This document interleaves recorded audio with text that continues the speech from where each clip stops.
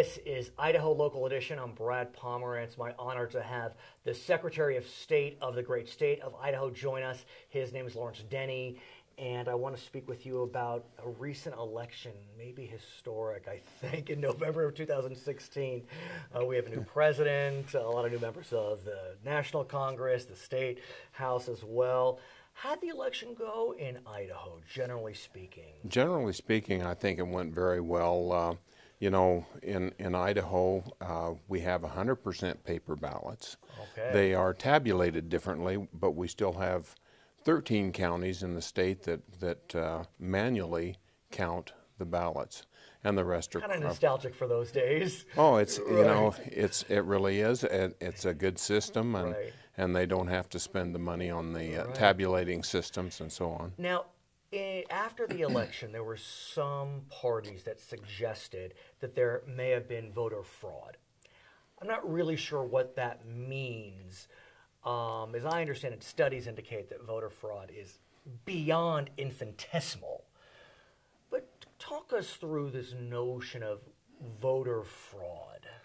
Well, you know, before the election, one side was saying that there was massive voter fraud, and after the election, it seemed like the other side was claiming that there was massive voter fraud. It was a little confusing. You know, from my experience in elections, I would say for there to be massive voter fraud, there would have to be collusion amongst a lot of different parties. That's what I would think. And you know, of course, there are going to be human mistakes made, and maybe allowing someone to vote twice, but it's to be massive.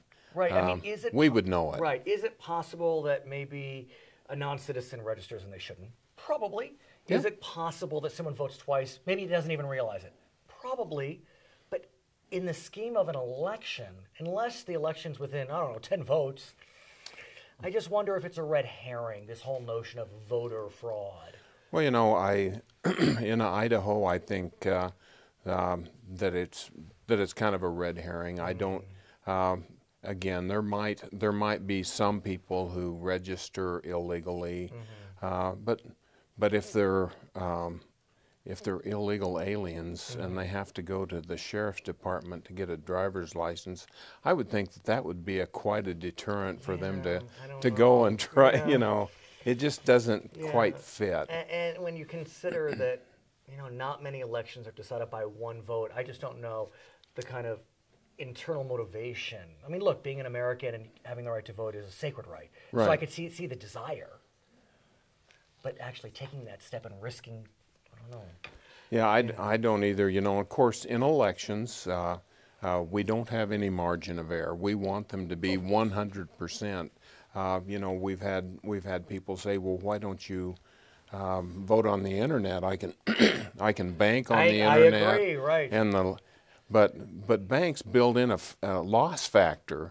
Well, in elections, we can't have a loss factor. It's got to be 100% or very close. And it's interesting because there's been all these discussions about cyber hacking and cybersecurity and the Russians and the Chinese, but yet we haven't heard allegations that the cyber hacking security breaches went to their register of voters, went to the county clerks. It seems as if you and your 49 compadres have been able to keep security with elections safe.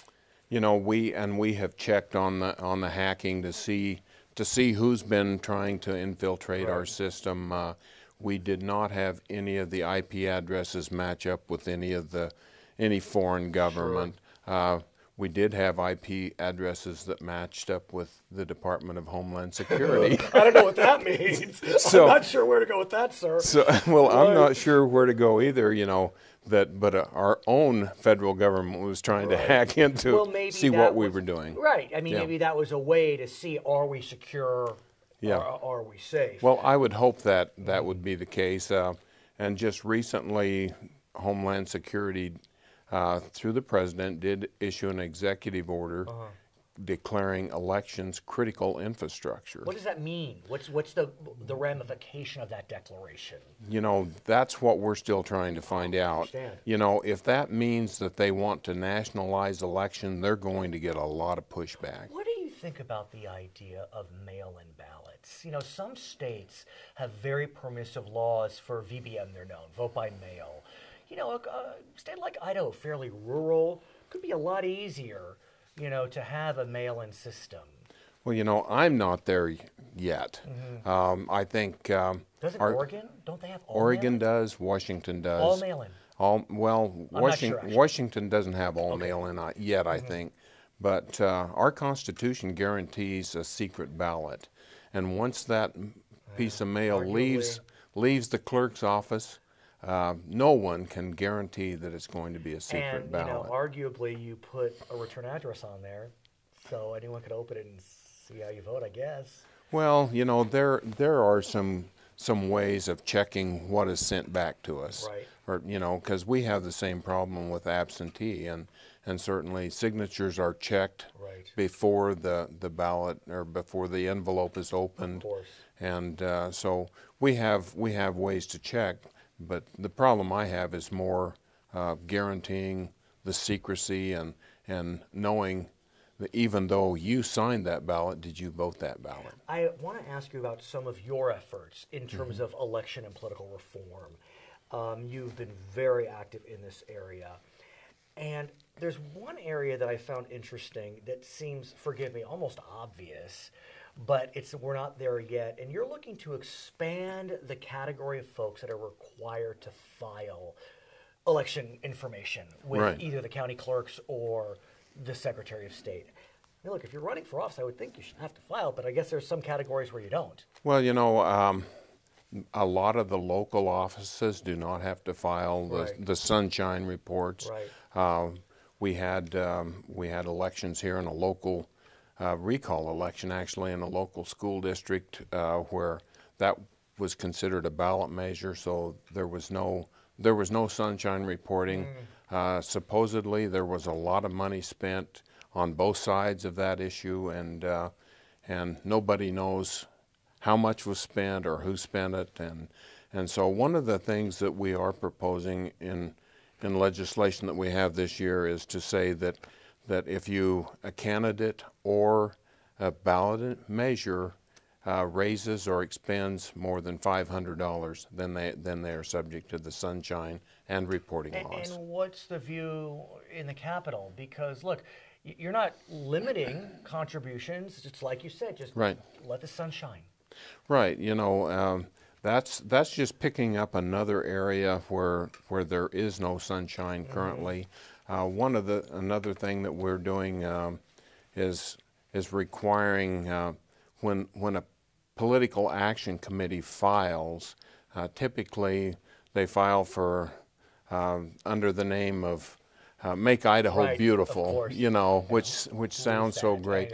And they file it with the treasurer, and nobody has a clue who the treasurer is, and nobody knows who's pulling the strings. What we're proposing is that the beneficial ownership has to be filed when that PAC And that's but one of 7 initiatives I've seen that you propose. And we'll have you back. We'll talk more about some of the other proposals you have. His name is Lawrence Denney. He is the Secretary of State for the great state of Idaho. My name is Brad Pomerance. We're coming to you from the capital of Idaho, Boise, and you're watching us on Idaho Local Edition.